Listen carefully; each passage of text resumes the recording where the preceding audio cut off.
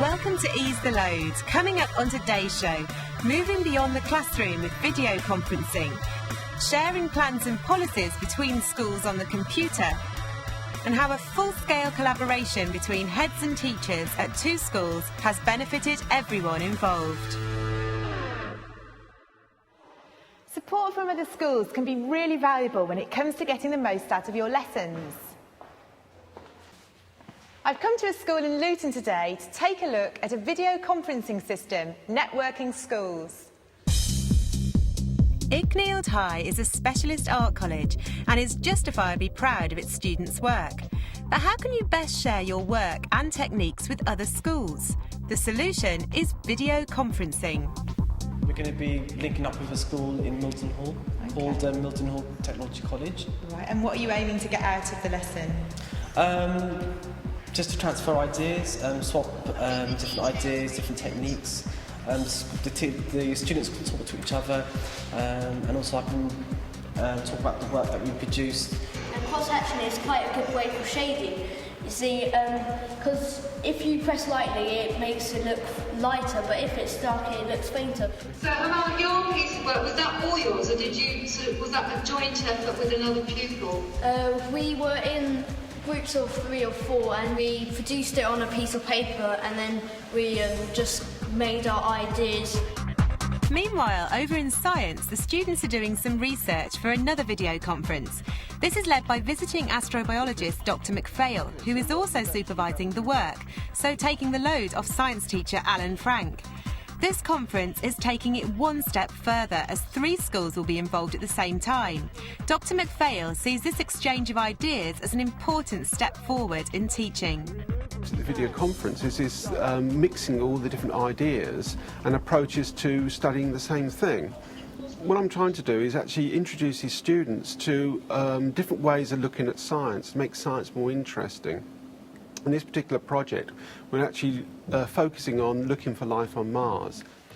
Would Gable Hall like to comment now, please? Has the terrain been affected by a wind erosion? What's your evidence for that?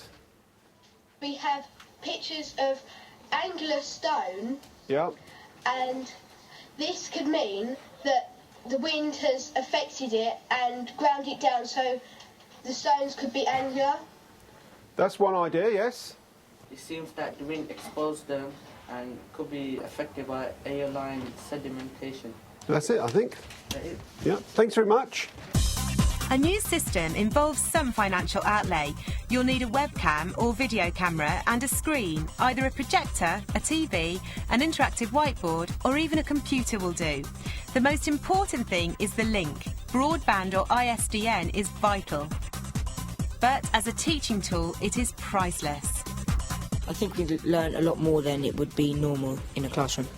Yeah, it's useful to hear the opinions of people from other schools who've been researching separate from us. I think listening to the expert as well, because he specialises in that certain thing, so we can learn more about it.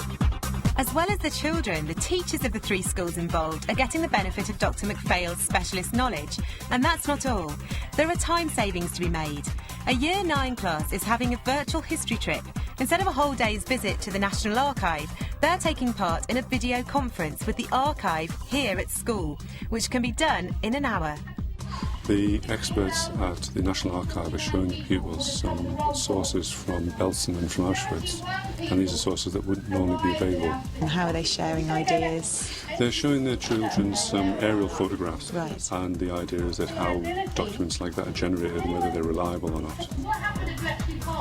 Despite being in its early stages, the system looks like it's going to get bigger and better.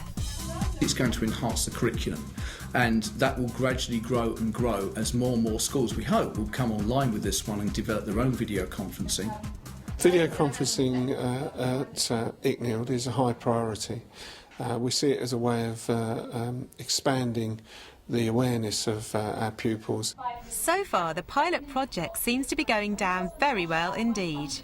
It helps the teachers considerably because the children are motivated. They love the new technology, they feel at home with it, and of course they like seeing themselves on a big screen and know that they have an audience. This is my teachers work. Once you've got parental consent for involving children in video conferencing, the system provides further possibilities. Conferences can be recorded and streamed across schools, so enhancing the curriculum on a wider scale. It's the networking between the schools which is going to be vital for the future. It's not just about being an isolationist community, it's not just about doing things on our own. It's really a case of saying, let's pull these things in together, let's try and use the best talents of our best teachers from across the UK so that our students have the access to make the progress they actually want to make and need to make for the future of our society. Many schools have a computer system in place to allow others to access such things as lesson plans or school development plans. Cornwall LEA has taken the concept one step further to give this kind of access to a group of local schools.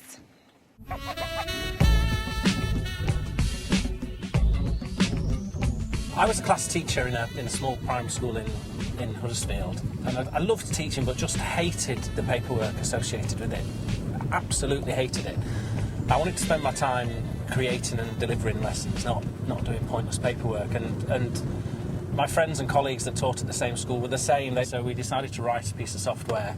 And the outcome of that was the idea of some kind of web-based tool that helped them to manage the process of school improvement. And that's what schoolcentre is. It's a web environment where head teachers can manage the process of management. Head teacher Gillian Greenwood finds that the software is the perfect tool for her all-inclusive management style at St Newlyn East Primary in Newquay, Cornwall. You can include within the programme all of the people that you want to be involved in developing your school development plan, which for me is all of the staff in the school, all of my governors, parents and now even children. Across the county in Helston, John Vipond is also enjoying schoolcentre's benefits. He can easily locate his school improvement plan without having to search through endless files, gathering dust in his office. We don't need lots and lots of files. We now have it in a central place. We don't have to worry where that's stored. We know exactly where it's stored. And I think by having a good format which is flexible, it's easy to put information in there, and that does indeed save a lot of workload. Putting action plans on the system encourages teachers to share their lesson plans as well as ideas for the school's improvement. It also has wider implications for networking across schools. I've just set up an account with Park Eglos so that he can have a look at my school improvement plan, and then he might be able to give me some tips. So although the two schools are 31 miles apart, it's easy to communicate and share information between the sites. I've just signed in to Gil's site, and I'm going to click on her school improvement plan, and I'll have a look and see if she's done any work on the school inclusion work that she said she was going to be doing earlier. And yes, there is something here under pupil support welfare. Well, I'll take this away and do a bit more work on it. I think I need to discuss it with the rest of my team. She saved me quite a lot of time there. Wonderful.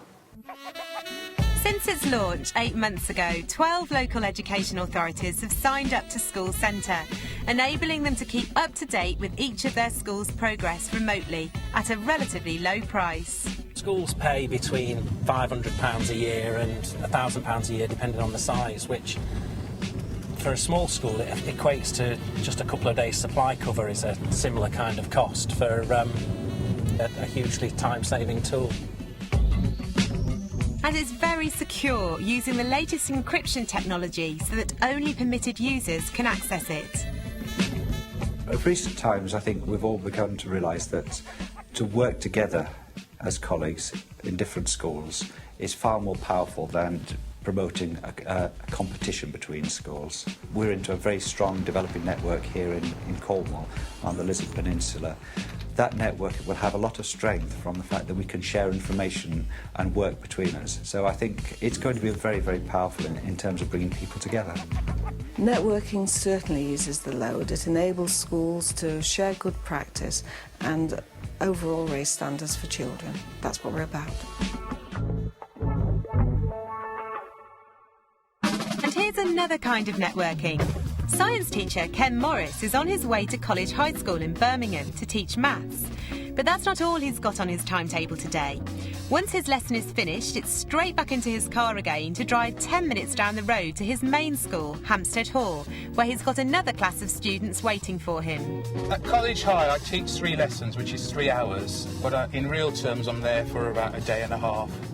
At Hampstead Hall School, I teach 6 lessons, and I'm there for the rest of the time. It's more than just going into College High and teaching at College High. It's networking with the teachers there and with the management there. That's what the whole project is about. Hampstead Hall was called in to partner College Hill, primarily to improve on their poor GCSE results. This has resulted in extra teaching and management support for College Hill since September 2004. It's been fantastic at this stage to have as much collaboration as we've had and to help us as a school to get, if you like, back on our feet. Where we were short of staff, it's helped reduce the load on some of our staff because we were able to use Hampstead Hall staff to support our staff in the teaching, especially in maths and science. Yep. They've also initiated a teaching partnership system, which has taken some pressure off the staff.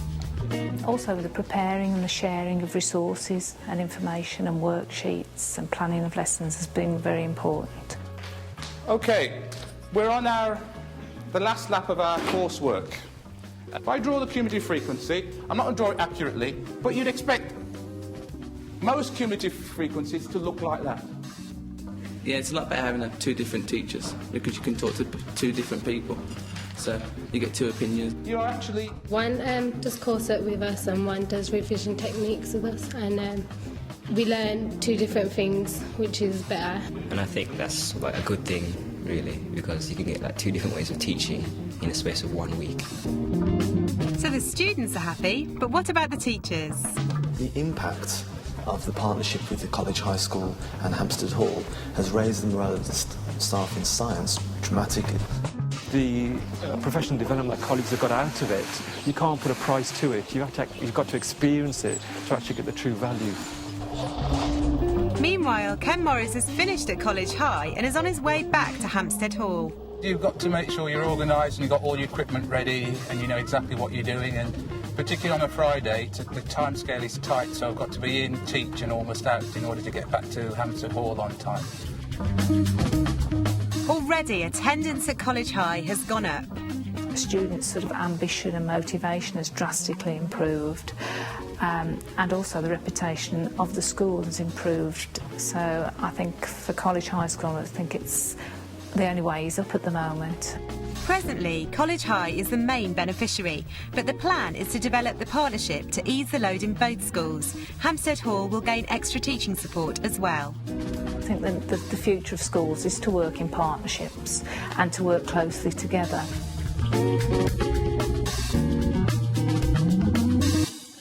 I hope you can take away some of the ideas there. Remember, if you do need any advice or support, you can call the Teacher Support Line free 24 hours a day.